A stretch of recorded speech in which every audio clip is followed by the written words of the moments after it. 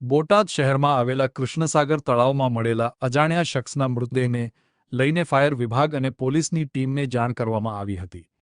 કૃષ્ણસાગર તળાવમાં અજાણ્યા શખ્સના મળેલા મૃતદેહને પગલે ફાયર વિભાગની ટીમ દ્વારા રેસ્ક્યુ કરીને મૃતદેહને બહાર કાઢવામાં આવ્યો હતો. ત્યારબાદ પોસ્ટમોર્ટમ માટે હોસ્પિટલ ખસેડાયો હતો. જો કે પોલીસે મૃતદેહ કોનો છે તેને લઈને આગળની તપાસ હાથ ધરી છે.